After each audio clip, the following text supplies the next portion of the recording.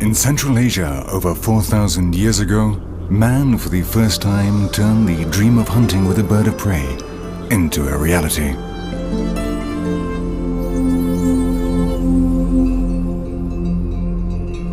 Today, falconers from different cultures all around the world maintain this traditional form of hunting with very few changes in the techniques for handling the birds of prey. The Kazakhs have managed to adapt to extremely harsh living conditions thanks to the yaks. From these bovines they obtain wool, leather, meat and milk. This nomadic people, present in China and the former Soviet Union, can also be found in western Mongolia near the Altai Mountains in the region known as Bauyrjan Khadi. Living in small circular tents called yurtas, they manage to fill the most inhospitable places with life. From the time they are children, they are used to having eagles around as if they were simply another member of the family. They rapidly become accustomed to the presence of this ally of the air in any place and situation. And it is hardly surprising, given that their grandfathers and the grandfathers of their grandfathers have practiced the art of falconry since time immemorial. The equipment has barely changed in the course of thousands of years.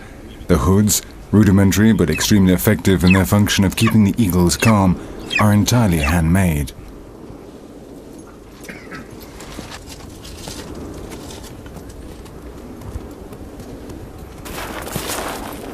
Also great horsemen, the Kazakhs mount on saddles that are small works of art. On their saddles they place the baldak, the wooden support on which they rest the arm that carries the eagle on gloved fists. On the hat of all Kazakhs there is a small plume of eagle-owl feathers. The reason is to keep away the evil spirits. They believe that in the feathers, passages of the Quran can be read.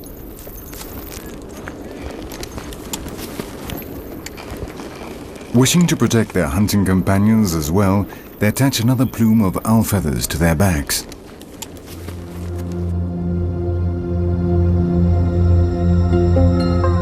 Flights to the lure constitute the main phase in the introduction of their eagles to hunting. The falconer, standing at the top of a slope, takes the hood off his bird, while an assistant gallops off on horseback, dragging a foxskin behind him.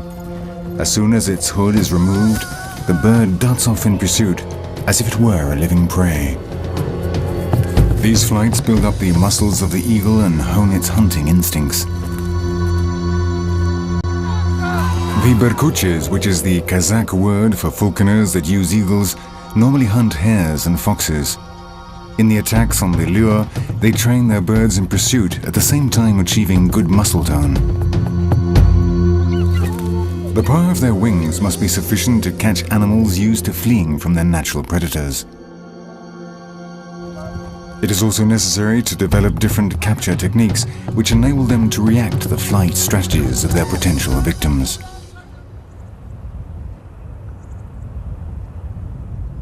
For this they fly the birds every day in order to keep them as strong or even stronger than their relatives in the wild.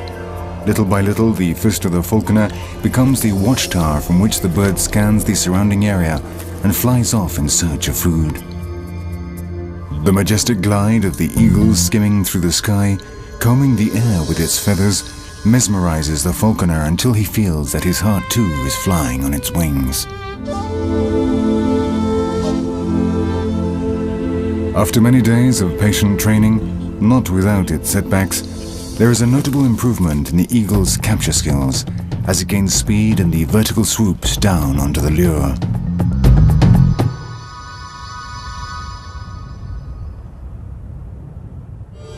The complicity between bird and falconer increases each day. The flights to the fist strengthen the bond between them. The eagles diligently answer the call of their masters. It is almost time to see if they are ready for the real hunt.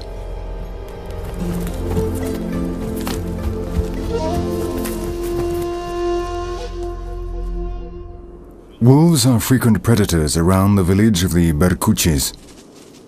Often hunger drives them to attack and kill their cattle. The Kazakhs, who to a great extent depend on their cattle for survival, must always be on the alert to make sure they come to no harm.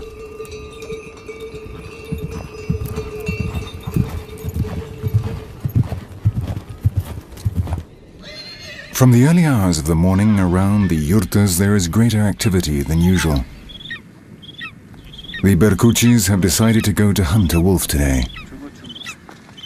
They could hunt with firearms, but they want to test the skills of one of their eagles. They know that it'll be an uneven battle, and the bird could well be injured or even killed. A wolf is 5 or 6 times heavier than an eagle, and what's more, its powerful jaws are armed with sharp teeth. But they all agree that Tragstuluk Bauyrjan's exceptional eagle has possibilities of achieving this heroic feat.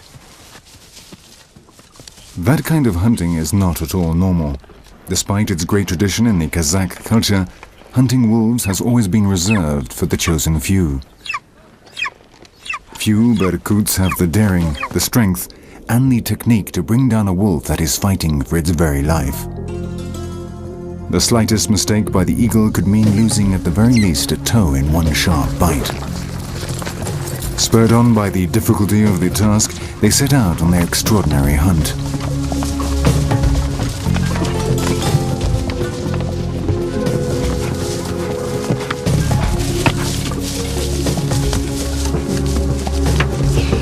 To hunt down a wolf using only an eagle, the Berkuchis climb up the mountain. From up there they can look out over the landscape, and the bird has the advantage of height. In addition, any wolf surprised on the plain at the foot of the mountain normally flees up the mountain slope.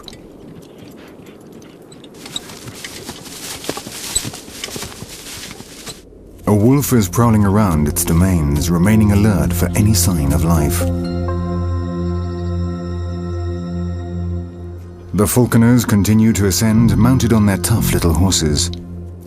The slope is steep, but they are coming closer and closer to the summit.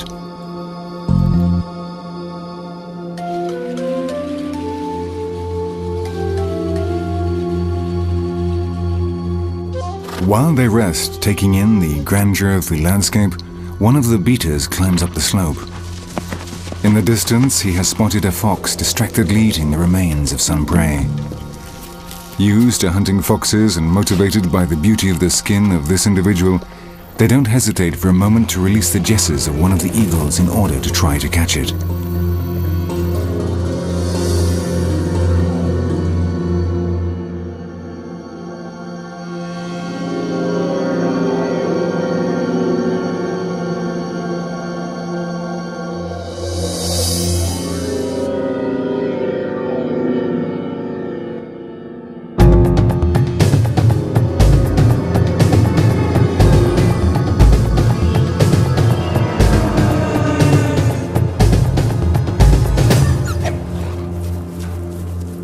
Too late now to put right the mistake of not being on the alert.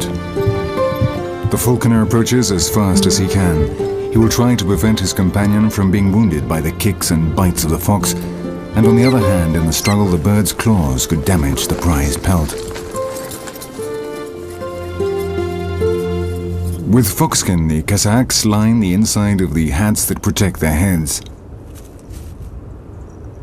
With the heat of the gallop and the emotion of the moment, the Berkuchi now takes his hat off and offers his eagle a piece of meat to prevent it from damaging the skin.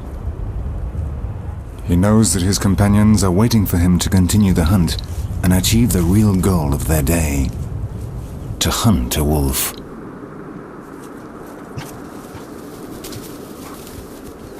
The scouts continue to beat the terrain on the backs of their tireless horses. Their presence is eventually noticed by the canine, who, alerted, runs off away from them. Several eyes follow his movements from up on high.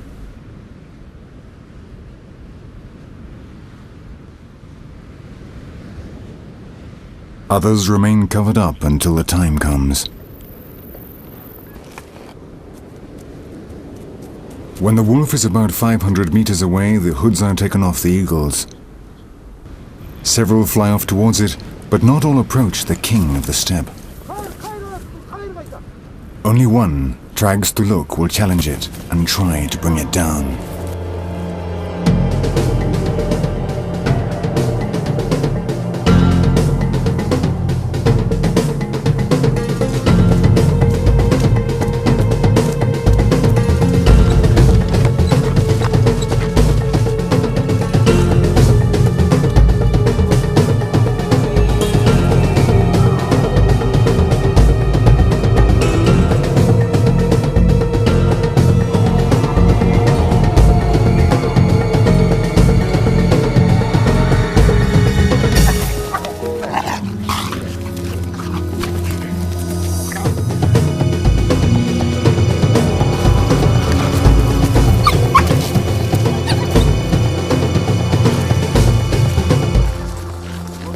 Bauyrjan goes down the slope as fast as he can.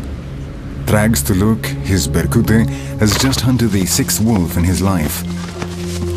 The determination of David has intimidated and vanquished Goliath. Once more, courage and skill have won out over strength. The other birds are collected in. Falconers and eagles know they have just seen an exceptional feat. The wolf is put onto the back of one of the horses. The wind is getting up, and with the temperature many degrees below zero, they want to get back to the village as soon as possible. They must set out soon because they have come further than they intended. The members of the hunting party regroup, animatedly commenting on the progress and the outcome of the hunt.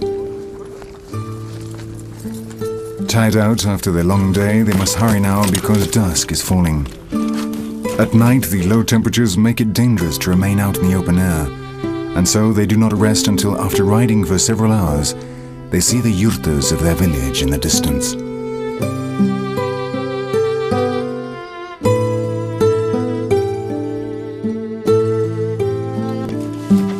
The smoke from their chimney tells them that someone is waiting for them for dinner.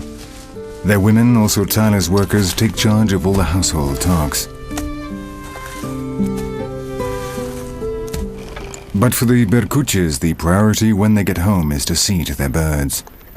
They have spent many hours perched on their fists, battling against the wind, the galloping of the horses, hunger and cold.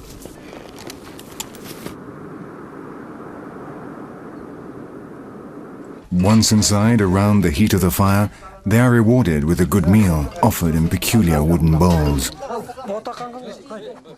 Once again, they have demonstrated that as well as a king, there is a queen of the steppe, the Berkut, the eagle of the Altai mountains. And during the dinner, to the musical accompaniment of the dombra, they dedicate an ancestral song to her. It says, "On the summit of the great Altai, on a rocky outcrop, an eagle flies up and perches on the rock. The eagle enjoys, plays, flies, lives. Capturing the fox, it pleases its falconer and demonstrates its pride to all the rest. If it does not manage to hunt, it'll die. They live together in this life, but after death, master and eagle will meet again."